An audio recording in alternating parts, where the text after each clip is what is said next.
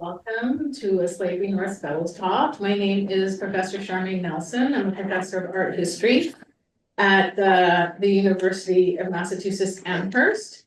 And I'm also the founding director of the Slavery North Initiative, which is a new initiative at UMass that supports research in the study of Canadian slavery and slavery in the US North. First of all, I'd like to thank the Mellon Foundation for its support. At the heart of Slavery North is a fellowships program, and all of the fellows at a certain point in their residence give public-facing talks. So today we're really happy and pleased to welcome Professor Jennifer DeClue. But first, I'll just let you know that there will be 3 more fellows talks after this one. One will be Professor Julia Girante on April 15th. Another Professor Alex Callender on April 28th. And the last one for the spring semester will be Dr. Kathy Foley-Meyer on May 5th. All of that is posted on our website at slaverynorth.com.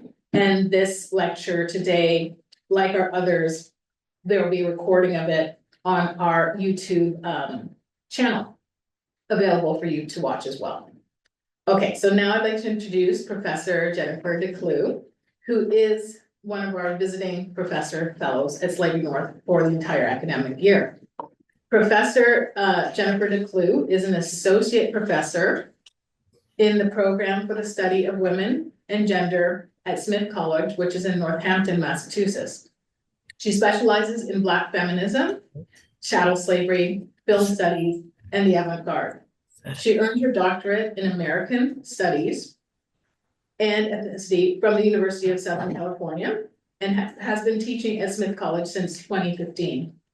Her book, Visitation, The Conjure Work of Black Feminist Avant-Garde Cinema, was published in the fall of 2022 and received the Duke University Press Scholars of Color First Book Award. She is a recipient of an American Association of University Women Postdoctoral Fellowship and the Shoulders for Research in Black Cultures Scholar in Residence Fellowship. Her scholarship has been published in the anthologies No Tea, No Shade, and Sisters in the Life, and in the Black Scholar palimpsest, TSQ and GLQ. She is currently writing a book about Black women enslaved in New England and slavery's afterlife there. Her project title at Slavery North is Enslaved in New England, Black Women and the Afterlife of Northern Bondage. Dr. DeClue is going to speak for about 40 to 45 minutes, and then we're going to open up to questions and discussion for about 10 to 15 at the end. At that time, you can freely unmute and unmic, and we can take your questions for Professor DeClue that way, or you can type your question into the chat. Dr. DeClue, when you're ready. Thank you so much. I am really so glad to be able to give this talk today. Welcome everyone into the space. If you're tuning in virtually, welcome. And for those of you who moved through the world and got to this room, thank you so much. I really appreciate you being here. Thank you, Dr. Charmaine Nelson, for being an incredible leader and director of this program, this initiative. I'm excited to be part of the inaugural cohort, and I'm excited for all the cohorts to come. I know it's just going to be incredible year after year. And thank you, Emily Davidson, for being our tech support, our administrative support, wearing so many hats so cheerfully. I really appreciate you being here and all the work that you're doing. And I just want to say thank you to the fellows that I get the privilege of working alongside this year. All right, so I will get started.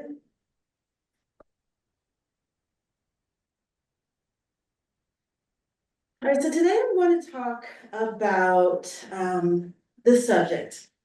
The title is A Very Likely Negro Girl, Finding Us in the Archives of Northern Slavery.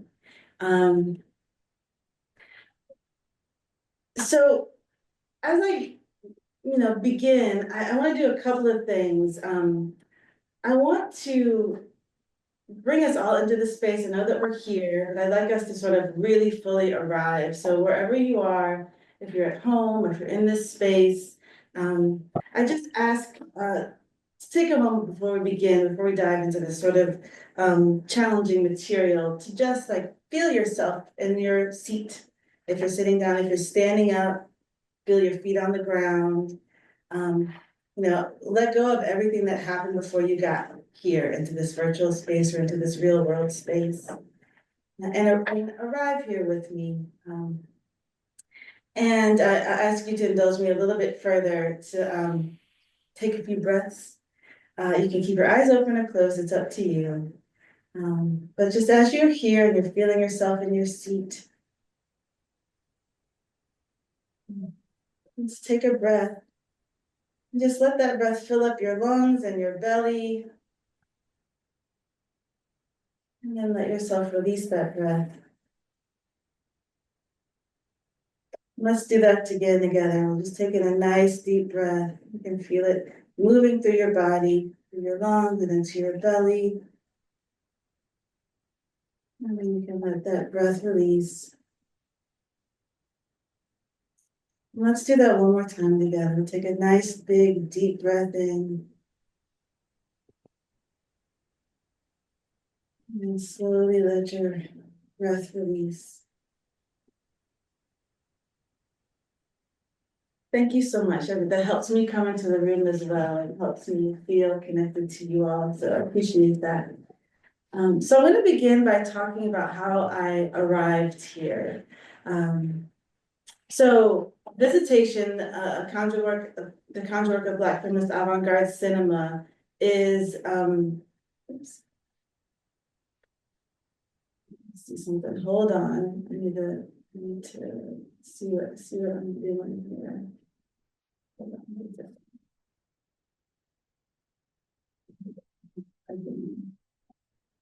In a second, I can't see my. Okay, all right, thank you. All right, so I'm not gonna touch that anymore. Here we are. All right, so I want to talk about how I got here. The first book that I wrote, Visitation, the conjure work of Black feminist avant-garde cinema. In that book, I thought a lot about the ways that Black women filmmakers, trans women, queer women, Black feminist filmmakers were engaging with documents, archival documents that recorded some of the most horrific moments in the lives of the Black women being described in such documents. Things like Freedmen's Bureau archives that described the burning down of someone's home, the rape of people, young girls and women, a lynching photograph, really horrific examples of violence that happened. And they were able to make films that did not capitalize on images of that kind of violence.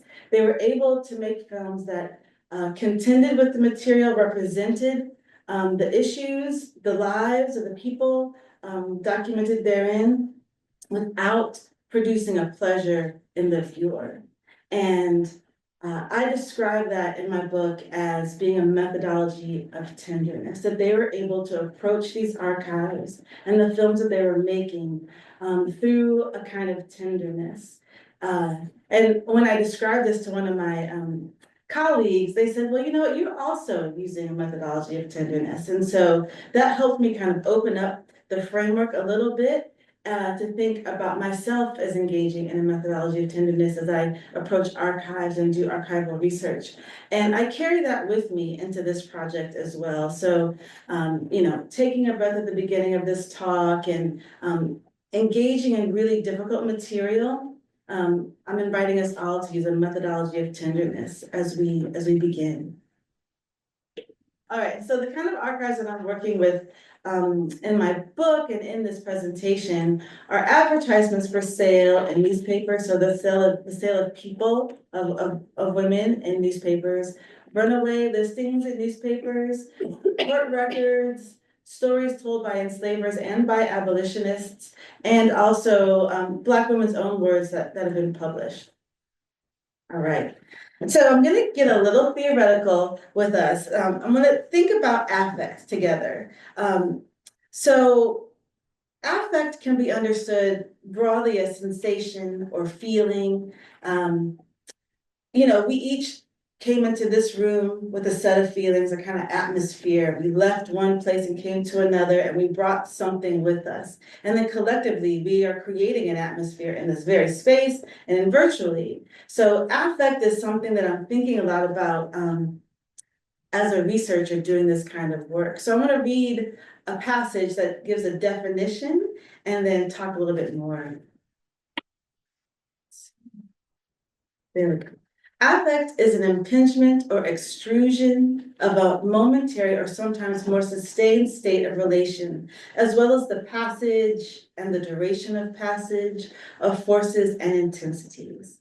That is, they clarify, affect is found in those intensities that pass body to body, human, non-human, part body, and otherwise. In those resonances that circulate about, between, and sometimes stick to bodies and worlds, and in the very passages or variations between these intensities and resonances themselves. Affect at its most anthropomorphic is the name we give to those forces, visceral forces, beneath, alongside, or generally other than conscious knowing. Vital forces insisting beyond emotion that can serve to drive us toward movement, toward thought and extension, that can likewise suspend us as if in neutral across a barely registering accretion of force relations, or that can even leave us overwhelmed by the world's apparent intractability. Indeed, affect is persistent proof of a body's never less than ongoing immersion in and among the world's obstinacies and rhythms, its refusals as much as its invitations. And in all of those words, what I hear, what I understand about affect as it applies to me doing the work that I'm doing in archival research about Black women who are enslaved, is that it generates feeling, right? Reading testimonies, reading documents, looking at images of violence produces a feeling in me that I must contend with. And it sticks to the documents themselves. The documents themselves have an affective impulse or drive. And it represents an affect of the people whose lives are represented in those documents. And so I'm working with feeling and sensation. We all are. And so I'm asking us to dive into that feeling as I dive and recognize my own feelings as I'm doing the work. And so to make it a little bit more material, I'm going to think about this ad with you. A likely Negro girl, about 15 or 16 years of age, to be sold for no fault, but because she is like to be a good breeder. For further particulars, inquire of the printer. This is printed in the Connecticut Current, February 23rd, 1773. And so a place like Northampton doesn't have its newspaper yet. And so people are posting from around widely around the region. So it's not exactly clear where this person is writing from, but they are writing into the Connecticut Current. And so it's important to think about what likely means. Likely means pretty. What makes her likely? When I read an ad like this, I ask that question, what makes this Negro girl likely? And, European features at this moment in time and, persistent to our contemporary moment are regarded as beautiful, right? And so this Negro girl might have European features. And so how did she get those European features? Was her father her enslaver? Was someone else in the slave owning class the father of her? And who's the father of her children? Because at 15 or 16 years old, how does he know that she is a good breeder, right? Because she's had a baby and she's probably pregnant again.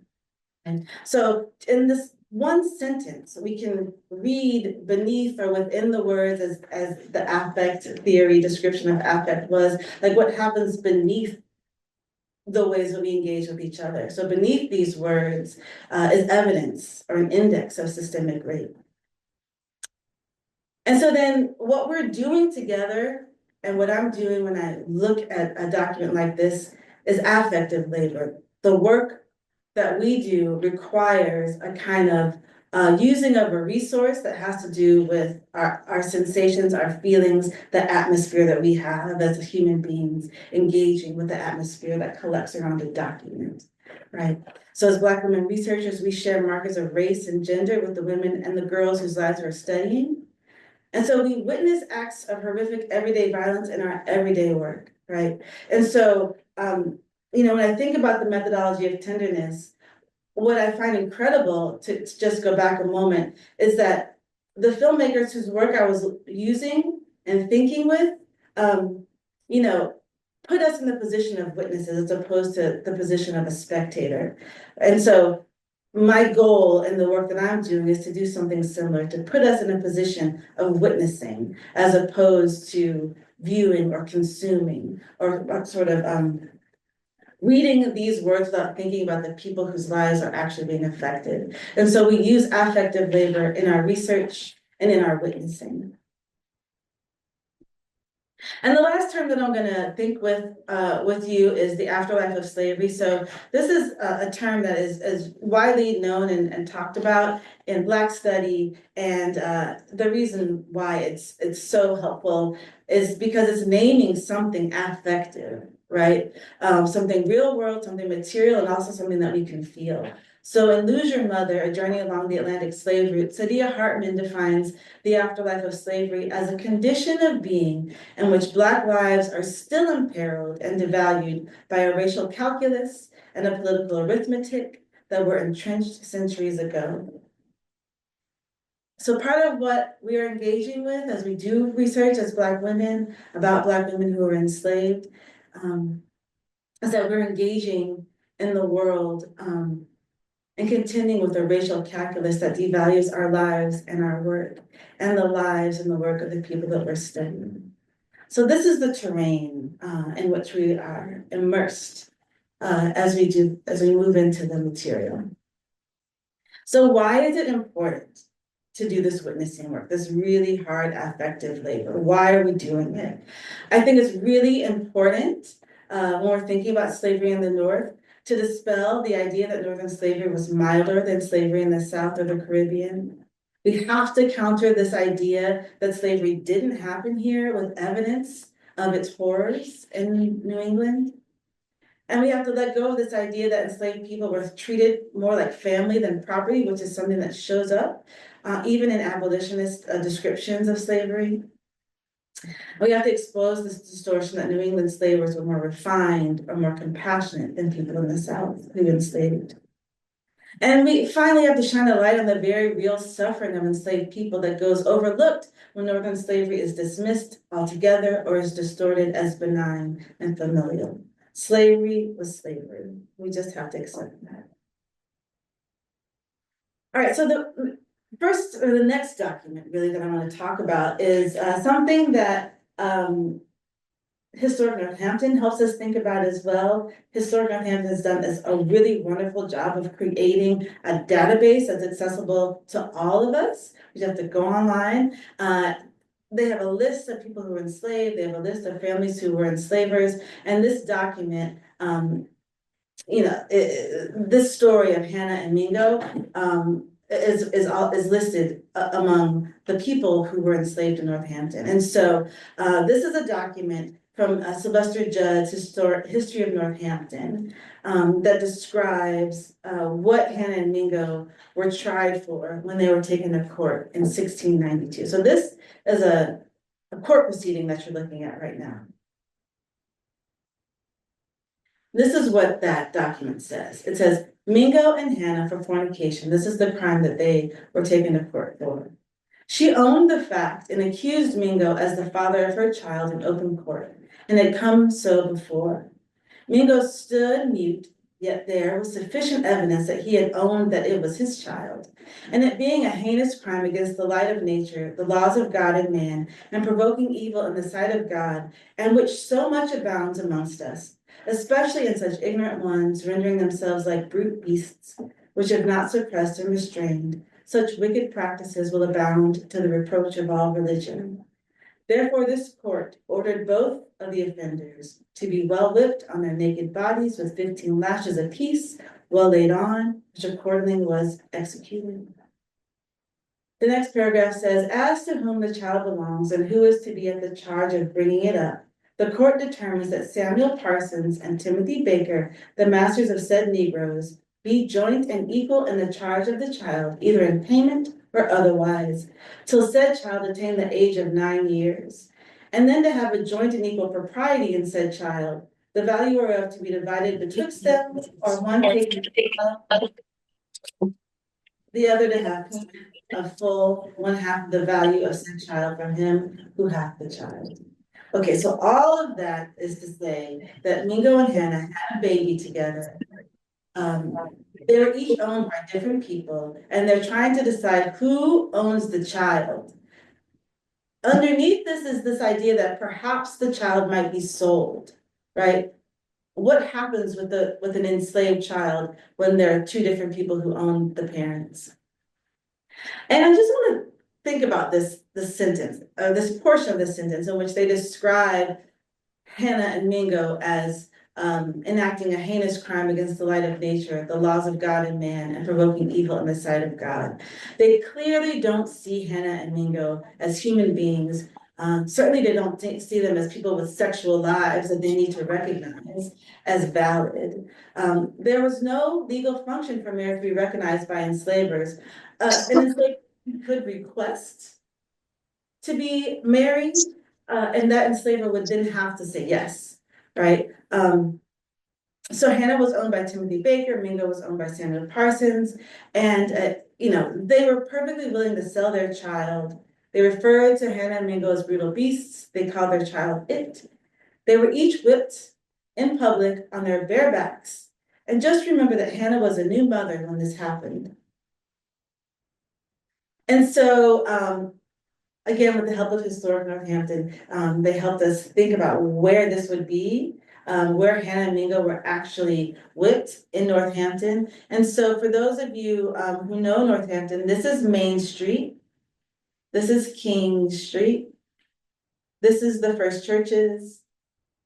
This is the courthouse. Things are kind of where they are now. And so up Main Street and around the corner, kind of where St. Mary's Church is where the Pomeroy Tavern, where Mingo and Hannah were whipped, would have existed. So the Pomeroys were a wealthy Northampton family. Ebenezer Pomeroy and his wife were enslavers themselves. They enslaved Bathsheba Hull, Jason, Jesse, Josie, and Jonah. They were blacksmiths. So this anvil also is at Historic Northampton. This is the Pomeroy anvil. And this is a replica of that anvil that sits outside of the Bridge Street Cemetery. So important, wealthy Northampton family were slavers, and their tavern, there was a whipping post, and that's where Hannah and Mingo were whipped publicly for the crime of fornication. And so we're here in this area, right? We work, we live, we study right down the street from where this happened. Or, many of the different institutions, exist right around Main Street, right? And so I'm asking you to think about this. What information do we pick up affectively, through feeling, through sensation, by walking the same blocks that those who were enslaved by the founding families of the Pioneer Valley walked? What kinds of affective labor do we use when we know this, when we acknowledge and engage with this history in our everyday lives, as descendants of the enslaved and as descendants of enslavers? This history is all of ours, right? Okay, so now I'm going to shift to the end of slavery. Elizabeth Mumbet Freeman might be a name that many of you know, and her story of suing for her freedom is kind of embroiled in the end of slavery in Massachusetts. So she was born in Claverack, New York. She was enslaved by a Dutch family, was sold away from her mother and father, who she lived with till she was about 9 years old, to Colonel Ashley when he married Hannah Hoogaboom. Sorry for the mispronunciation. I'm sure I'm pronouncing that wrong. But the daughter of the family who owned her married Colonel Ashley, and they moved from New York to Sheffield, Massachusetts. And so we know her story because she sued for her freedom and won. So there's some myths and some legends surrounding Mumbet. The story goes that Mrs. Ashley swung a hot shovel to try to strike a young girl who was enslaved in the house. Mumbet protected the child and raised up her arm, and the hot shovel struck Mumbet and cut her really severely on the arm. And part of the legend is that she stormed out at that very moment, walked down 4 miles to a house where Theodore Sedgwick lived, and asked him to help her sue for her freedom from the Ashleys. You know, there's a few discrepancies in the story. Lizzie is often described as Mumbet's sister, but it is believed that Lizzie was her daughter. There's no record of Mumbet leaving New York, leaving her mother and father with her sister, right? So there's no discussion of a sister at that moment in time. Also, Lizzie and Mumbet are the same name. Bet is short for Elizabeth, Lizzie is short for Elizabeth. So parents probably wouldn't name both of their daughters Elizabeth if they were both living. And it's unclear what happened to Lizzie. She's not discussed in the stories about Mumbet or the lawsuit. So we don't know what happened. She's not in the narrative anymore after this. And so there's also some curiosity about how she even came to want to sue. So Ashley was an important member in Sheffield, member of the community in Sheffield, and he would often have gatherings at his house. And so there was a reading of the Sheffield Declaration of Independence, or the Sheffield Constitution at the Ashley house. There could have been a reading of the Massachusetts Constitution or the Declaration of Independence. Any of those things could have happened, or all of them could have happened, and Mumbet would have been there serving the table of the people talking about this. And the idea is that she overheard them talking about all men being born free and equal, and this gave her an idea that she could sue for her freedom.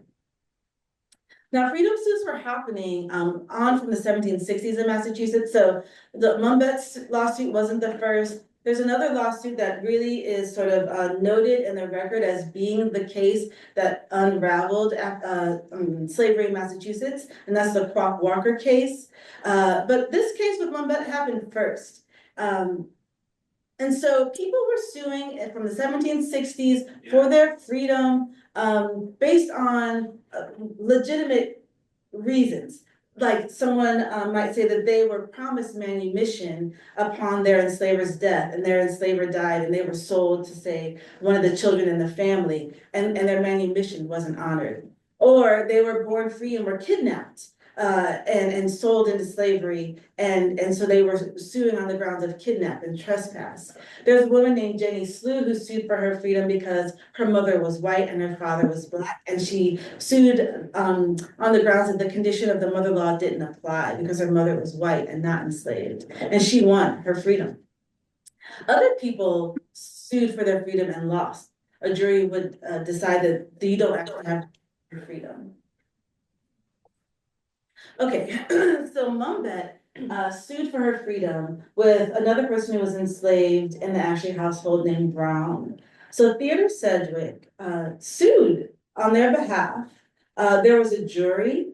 They made the case, which is unusual. It's not the case that other freedom suits were brought on. He argued that Brom and Bet were not property of Colonel Ashley because the people cannot be owned. Therefore, Colonel Ashley never rightfully owned them. So this is the first time that this happens, that someone's suing because slavery actually is an illegitimate thing to happen in the state. And so this jury found Ashley guilty. And so in the case, this little verdict, this little slip of paper is that verdict. And it says, in the case depending between Brom and Bet, plaintiff against John Ashley Esquire, defendant, the jury find that said Brom and Bet are not and were not at the time of the purchase of the original writ, the legal Negro servants of the said John Ashley during life, and paid 30 shillings damage. So Brom and Bet each got 30 shillings. All right, so Mom Bet's story gets told by Catherine Sedgwick and Theodore Sedgwick, the children of Theodore Sedgwick, who sued on their behalf for Brom and Bet's freedom. Mom Bet left the Ashley home and lived with Theodore Sedgwick and his children for 27 years. She lived there and worked as a domestic for 27 years. I hope she was paid. Catherine wrote about Mom Bet in her story, Slavery in New England. Theodore spoke about Mom Bet in his lecture at the Stockbridge Lyceum in 1831. And their friend, Harriet Martineau, who was a writer who wrote many books at the time about America and American culture and politics, wrote about Mom Bet's story as well. So I'm going to just read a little bit of their stories and talk about what's inside of each of these stories. So Catherine Sedgwick tells the story of what happened. So this woman who was said by a competent judge to have no superiors and few equals, Mom Bet, was the property, the chattel of General Ashley. She had a sister in servitude with her, a sickly, timid creature over whom she watched as the lioness does over her cubs. On one occasion, when Madame A was making the patrol of her kitchen, she discovered a wheaten cake made by Lizzie the sister for herself from the scrappings of the great oaken bowl in which their family batch had been kneaded. Enraged at the thief, as she branded her, she seized a large iron shovel red hot from clearing the oven and raised it over the terrified girl. Bet interposed her brawny arm and took the blow. It cut quite across the arm to the bone. But she would say afterwards in concluding the story of the frightful scar she earned to her grave, Madame never again laid her hand on Lizzie. I had a bad arm all winter, but Madame had the worst of it. I never covered the wound. And when people said to me before, Madame, why, Betty, what ails your arm? I only answered, ask Mrs., which was the slave and which was the real mistress. And that last portion is Catherine Sedgwick's question, which was the slave and which was the mistress? And so in here, you know, it's clear that Mom Bet kept working after the injury was sustained because she had the scar all winter and people would ask her about the scar. So there's some curiosity about if she walked down to the Sedgwick's home and never came back after that happened. Okay, so this is Harriet Martineau's story.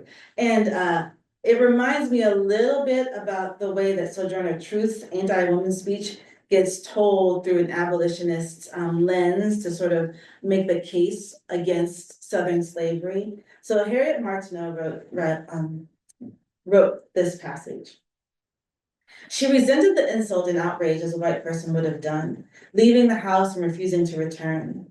Colonel Ashley appealed to the law for the recovery of his slave, Mom Bet, called him Mr. Sedgwick, and asked him if she could not claim her liberty under the law. He inquired what could put such an idea into her head. She replied that Bill of Rights said that all were born free and equal, and that as she was not a dumb beast, she was certainly one of the nation. When afterward asked how she learned the doctrine and the facts on which she proceeded, she replied, by keeping still in mind in things. It was a favorite doctrine of hers that people might learn by keeping still in mind in things. But what did she mean, she was asked, by keeping still in mind in things? Why, for instance, when she was waiting at table, she heard gentlemen talking over the Bill of Rights and the new Constitution of Massachusetts, and in all they said she never heard but that all people were born free and equal. And she thought long about it and resolved she would try whether she did not come in among them. So if everybody's free and equal, am I not among them, right? Mr. Sedgwick undertook her cause, which was tried at Great Barrington. Mom Bet obtained her freedom and compensation for her services from 21 years of age. What shall I do with all this money of yours? Mr. Sedgwick said. Feed the lawyers handsomely, pay them well, said she, and keep the rest till I want it. She was offered every inducement to return to Colonel Ashley's, but she recoiled from all that reminded her of slavery. She begged the Sedgwicks to take her into their family, which they did, and with them she spent 27 years of great comfort. Her example was followed by many slaves, and from the day of her emancipation in 1772, it was actually 1781, more and more claimants were decreed free under the Bill of Rights till slavery was abolished in Massachusetts. So again, we hear some language that's sort of placing her in a kind of Southern Bill of Rights, right? There's a way that she's making her into a kind of folksy hero that's not exactly educated, but worthwhile. And then this little passage is from Theodore's lecture that makes Mumbet out to be to sort of the reproducing that strong Black woman trope, but also names the legal breakthrough that happened. The spirit of Mumbet had not been broken down by ill usage. She resented the insult and outrage as a white person would have, and that's what Harriet Martineau's passage also began with. She left the house, and neither commands nor entreaties could induce her to return. Her master, Colonel Ashley, resorted to the law to regain possession of his slave. This was shortly after the adoption of the Constitution of Massachusetts. The case was tried at Great Barrington. Mumbet was declared free, it being, I believe, the first instance, or among the first instances, of the practical application of the Declaration in the Massachusetts Bill of Rights that all men are born free and equal. All right, so I'm bringing this passage up because it's important to notice where the idea that slavery in the North was better than slavery in the South. And it's in stories like this. This is the same passage. This is the same story that Catherine Sedgwick was talking about Mumbet. And then she writes here, the slaves in Massachusetts were treated with almost parental kindness. They were incorporated into the family, and each Puritan household being a sort of religious structure. The relative duties of master and servant were clearly defined. No doubt the severest and longest task fell to the slave, but in the household of the farmer or the artisan, the master and the mistress shared it. And when it was finished, the white and black, like the feudal chief and his household servant, sat down to the same table and shared the same viands. And so the idea that enslaved people were part of the family, that there was really no difference. Everyone did the same kind of work. They all ate the same food. Gives the illusion or the distortion that slavery in the North wasn't so bad. And I think this is the place, like, how did it come that this was the narrative of slavery in New England and the North, that it either didn't happen or it wasn't so bad? It comes really down to stories like this, which I think just get repeated over time. All right, so then these stories, from Martineau, from the Sedgwicks, tell us really important information about Mumbet's freedom suit. And at the same time, they use her story to make a case against slavery in the South, that at the same time absolves the North of ever having participated in slavery through the story of a person who was enslaved in New England, which is a hard thing to do, but that is exactly what's happening here. And so they make her into a legend, and the seeds of the narrative that the slavery in the North are milder and are reproduced here in this kind of retelling. All right, so Catherine Sedgwick does include this quote by Elizabeth Freeman, which is a quote that I think is associated with her when we talk about Mumbet. She said, any time while I was a slave, if 1 minute's freedom had been offered to me, and I had been told I must die at the end of that minute, I would have taken it, just to stand 1 minute on God's earth a free woman. So if there's ever any question about whether or not slavery in the North was mild, this is a person who was enslaved in New England, and she would take 1 minute of freedom over the life of being an enslaved person. And the last sort of archival document that I'll talk about is Miss Susan Paul. She was an abolitionist. She was born in Boston in 1809. Her parents were abolitionists following the Garrisonian tradition, so they participated in nonviolent resistance. She was an educator, and she founded a children's choir in Boston.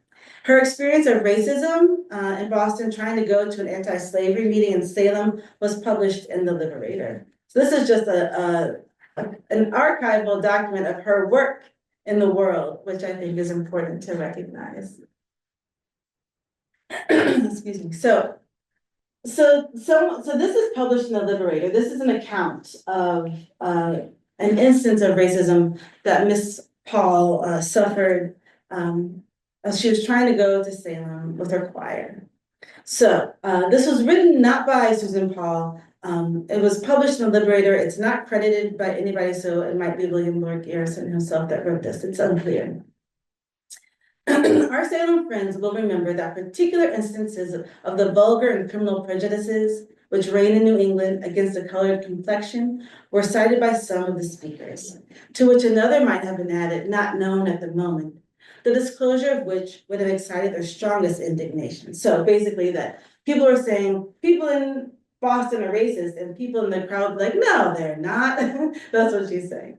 So she says, 3 coaches were engaged to carry Miss Paul and her juvenile choir to Salem. These were driven up to her door at the hour specified in the bargain. But as soon as the drivers discovered that the children were somewhat darker in complexion than themselves, they got into a rage and profanely declared that they would be damned if they were to carry a load of derogatory term for Black people in the best coaches in Boston. They would sooner have their throats cut from ear to ear. So these highly polished and intelligent gentlemen indignantly mounted their seats, cracked their whips, and drove back to their appropriate home, the stable, having violated their contract and exhibited a meanness of conduct which places them far beneath the lowest slave in the Republic. And again, there's the hierarchy that's the slave is the lowest, right? There's still inside an abolitionist rhetoric, the reproduction of the hierarchy of being, that the slave is still the lowest. And so this is what Miss Paul wrote and was published the following week in the Liberator. There's just this little passage that's sort of highlighted in red that she said, "Dear sir, seeing a notice in the last Liberator of the uncivil treatment we received from the drivers of the coaches provided to carry us to Salem, I thought it might be gratifying to our friends to know that others were afterwards procured who were very accommodating. We were not surprised at our treatment from these persons. When we were informed that they agreed to attend the funeral of a very respectable person a short time since, and on finding that the deceased was colored, they promptly refused. This is but a faint picture of the spirit which persecutes us on account of our color, that cruel prejudice which deprives us of every privilege whereby we might elevate ourselves, and that absurdly condemns us because we are not more refined and intelligent. But this is no time to despair. The rapid progress of the cause which you so successfully advocate will, ere long, annihilate the present corrupt state of things and substitute liberty and its concomitant blessings. We feel happy to express our gratitude publicly to our friends in Salem for the very kind reception we received from them." So I just wanted to include the words of a Black woman at this time in 1809, well, actually later in 1834,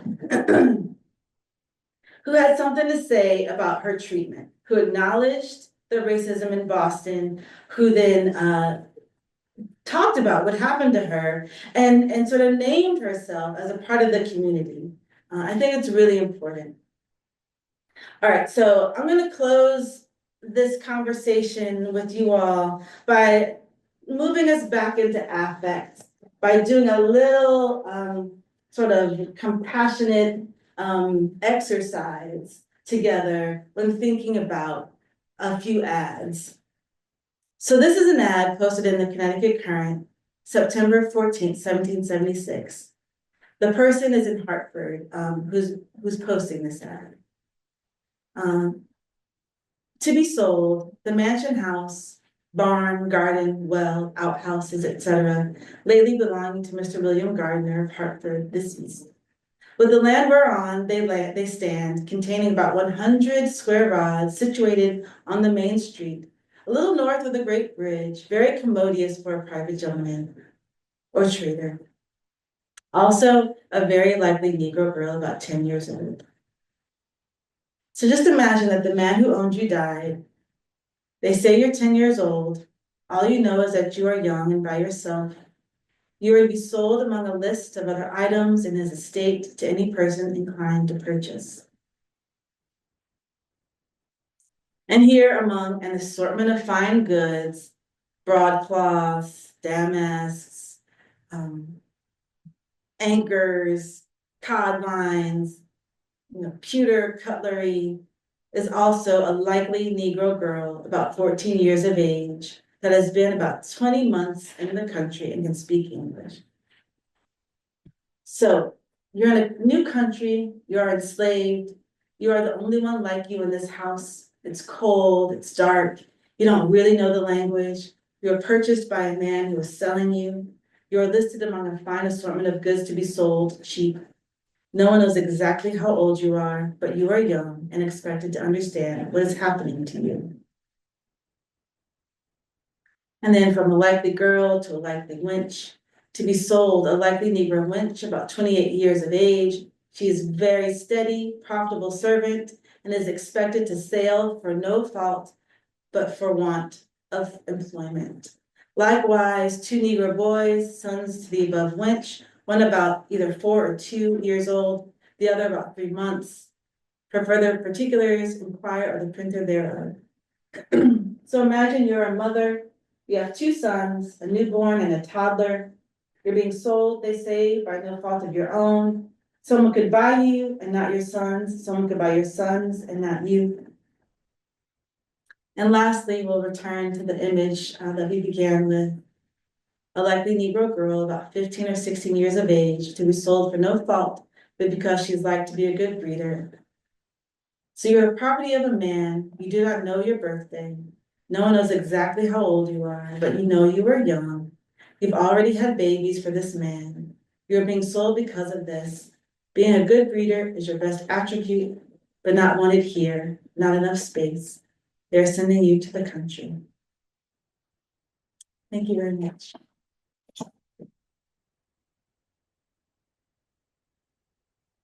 Thank you so much to Professor DeClue for a very moving and very powerful presentation. Your methodology and your emotion and your request for a demonstration of tenderness is so powerful. I thank you for that, Jennifer. So I'll just start by saying, could you take us back to that first ad that you sent in 1773 where you landed, the sale ad of the likely young girl. What year were Hannah and Mingo accused of, what was it, indecency? Yeah. Because I'm thinking, isn't it bizarre then that the matrilineal order of slavery, as I like it when you so-called fornicate, because then you make babies for me, right? Because the first ad is actually incentivizing breeding and they name it. Yeah. This is what you can do with her. Yeah. And then their case is like, we don't want that from you unless we have organized and orchestrated between whom is gonna occur. And I'm wondering in that case, so first of all, what's that year? And second of all, could it have been because those enslavers didn't think Mingo was physically or intellectually fit enough to be the father to breed her? Interesting. Because otherwise, why would they not be like, yes, for us, she's pregnant, we just got wealthier? So Right? it was 1692. Okay, And so it was about 40 years after Northampton had been established, and people were still really tied to religion. They really were still Puritans in this way. So they were trying to reckon between this idea about sexual like purity and marriage. And so sort of trying to apply those ideas to something like slavery, and at the same, there's just too many contradictions to make sense. So on one hand, they're not human beings, they're chattel. But on the other hand, they're human beings that can engage in fornication, right? And so there are people who do get punished for fornication who are not enslaved as well at that time, right? So just white people will get punished for fornication. But so it changes, the logic changes. I think capitalism and profit and being tied to a certain kind of understanding of Christianity shifts between 1692 and 1773. Right, which is almost then, that's like it's 80 years Yeah. later. Yeah. Okay, and if there's any questions in the room or anyone online would like to either type your question or mute on mic, we welcome that as well. Yes, Kathy. Yeah, actually, I was thinking about that as well. I was trying to figure out what the crime was, because I see that there's a linkage between them being tried for fornication and also our visual culture of love between Black people and the fact that we're not allowed to look at it, or we're not supposed to see it, or it's not considered as attractive, you know, like in our visual popular culture. So a lot of times those types of, you know, acts of love or whatever are not present in our visual culture. Like, you know, Right. when it comes time to cut to the love scene, it's either missing or very short, or, you know what I mean? So it makes you think that the crime was in the imaginations of the people. You know what I mean? It was a thought crime that they were having, that they had to sort of persecute them for. Right. In addition to not being able to see them as people who could fall in love and have a baby and have a family. It's true. I think, so technically the crime was fornication. And, but I think you're right, that the idea that people could have any kind of sexual agency, you know, it went against their idea of them as chattel, as property. So they're human enough to be thought of as fornicators, That's right. but not human enough To have a sexual life. Yeah. Desire. Yeah. That's a lot of twisting. And there's in the no mind. room for like a sexuality at this moment in time for enslaved people in the minds of the enslavers. So I'm not sure what they expected people to do. You know, I think desire at that time was meant, you know, it was after the first Great Awakening, but we were in the throes of this like Puritan idea of sex and sexuality and, you know, fire and brimstone, and you're gonna go to hell for your desires. And but it means that was 17, well, I'm thinking about, no, this was before the first Great Awakening, actually, in 1692, yeah. So it was later in the mid 1740s was the first Great Awakening. But anyway, the idea that there's a certain way to have a sexual life, right? And it was only inside of marriage. And that if there's no way to get married as an enslaved person, like what are you supposed to do with your sexual life, right? But you are thinking them as human in that way, but if you're thinking them as commodities, then it shouldn't matter. Yeah. But as commodities, it does matter because you want a good unit of labor. That's where I'm questioning, is the problem Mingo? Right. Because there's a lot of evidence across the Americas. Enslavers would actively say you and you, like, right? And breeding sometimes was once, sometimes it was across years, they forced people to stay together across their reproductive lives. But who gets shunted aside are disabled enslaved people. It's like they would actually command them, we want none of your offspring. You are off limits. You can't have a sexual life. So in a way, as someone who's injured in that way, someone who's harmed by their disability or seen as less than, you escape breeding, but you also then are not supposed to have a sex life or a love life, period, right? Because what enslavers did legitimize is slave marriages, right? Enslavers understood that some people they let pick each other and procreate just fine. But other people that they thought were the biggest, the strongest, the widest breeding hips, all the pseudoscientific logic of the 1760s, right? 1700s, etc. They would force you to. Yeah. So I'm thinking, is this about Mingo at the time, or is this, like you said, about to an earlier moment where they haven't yet entrenched the logic of the matrilineal order and breeding? Yeah. Well, I think New England is different in the South in this way, that there was there was some religious strictures that they were trying to contend with at this moment in time, which does change over time. But there are people who were married like Bathsheba Hall had a husband that they recognized. So it depends, like, I think you could ask to get married and your slaver might say yes, Right. or they might say I no. would say absolutely not, Yeah, right, yeah. right. And that's the case with Mary Prince, the one fugitive slave narrative we have from an enslaved Caribbean woman. Mhm. She talks about taking herself off and marrying a free black man Yeah. at a Moravian church, and she had help to pay from the female and the male enslaver.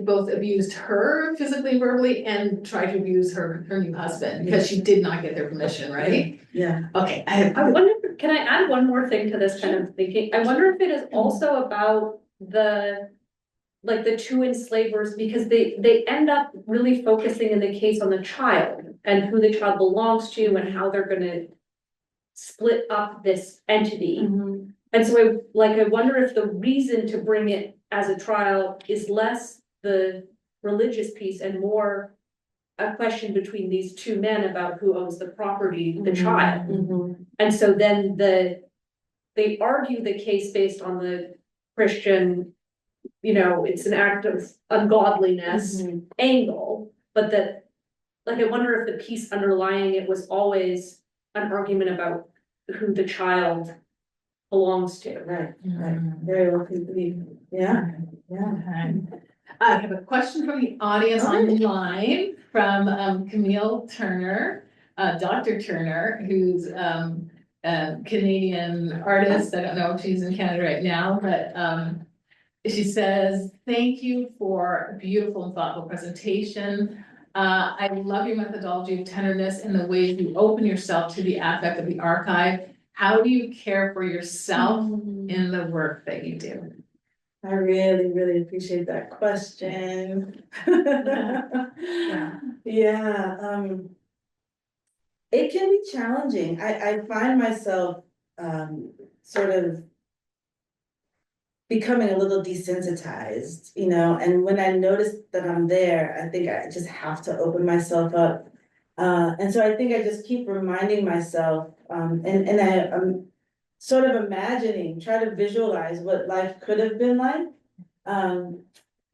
And then taking care of myself, I think, I've been like spending time outside, I think, like being in nature and feeling connected to the space, can feel really nourishing. I take lots of baths.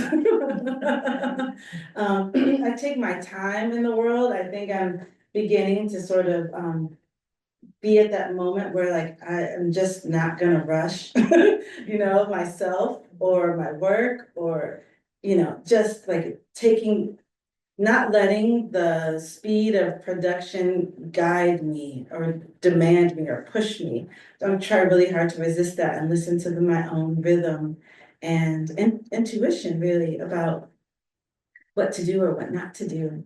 And just listen to myself. If I'm tired, I'll try to rest. If, I'm feeling hungry, I'll try to eat something nourishing. Just try to listen to myself and not do the desensitization makes me not be in my body. And so to do the work and be in my body, it means I need to listen to it. So I really, and then talking to other people, actually, like having other people doing this work is really important to sort of share the load and have some camaraderie around the work. Yeah.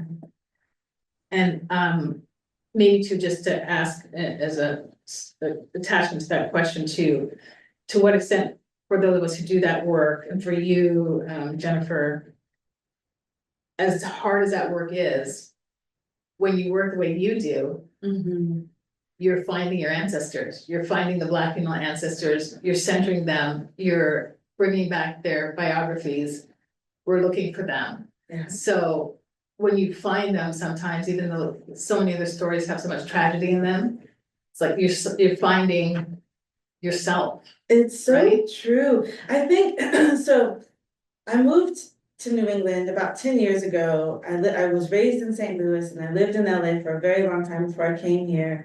And so the place felt wholly unusual to me. And I still contend with not feeling like I belong here. But knowing that our ancestors were in this very place.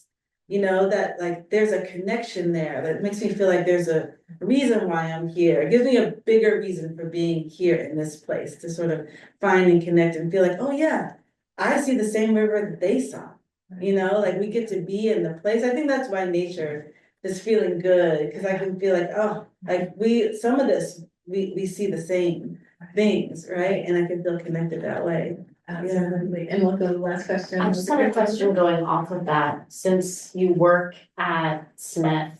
And you're just right down the street from where so many of the events that you're discussing happened. Like how working in the physical environment, that the people that you're researching experience, like how that you think has affected your work and how that's changed your processes.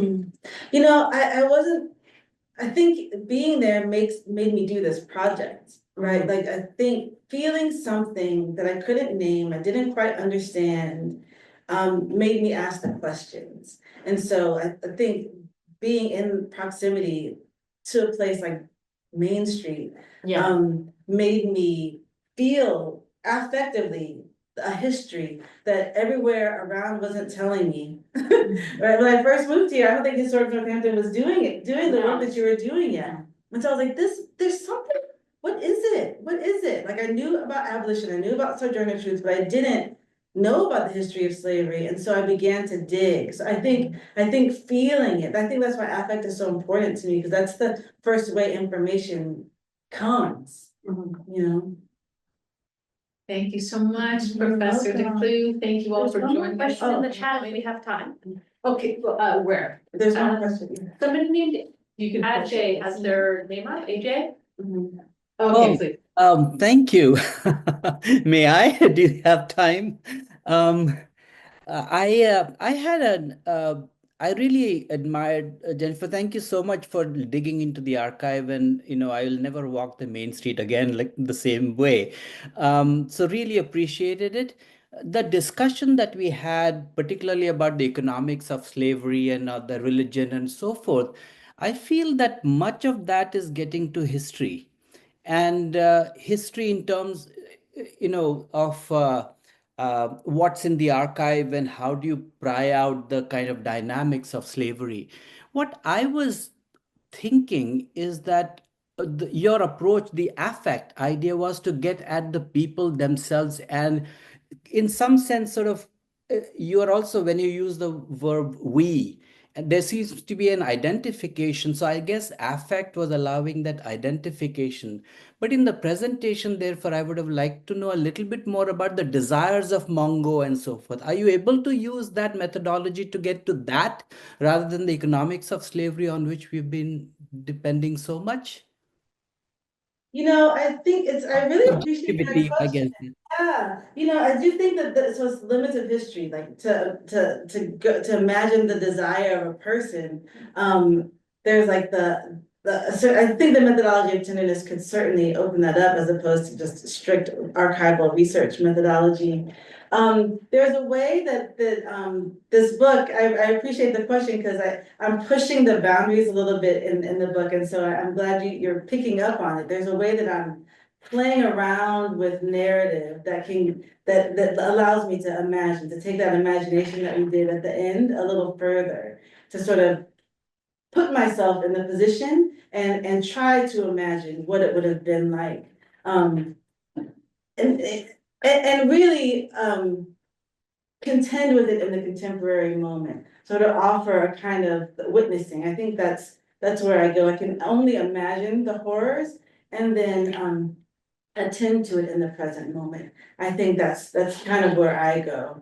I can only imagine what it must have been like to be a person who just had a new baby and like the humiliation of all of that, and the actual physical pain. And so, yeah, in the book I do a little,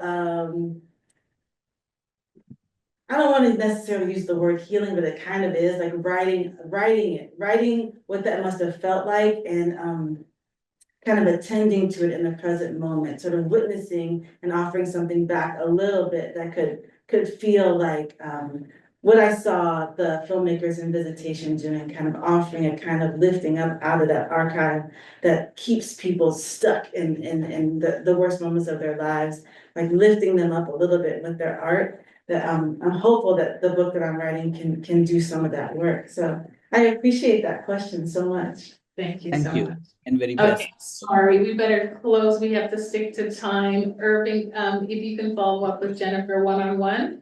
But we're gonna say thank you to Professor DeClue. Yeah. Because I know a lot of the people online and in the room have to run.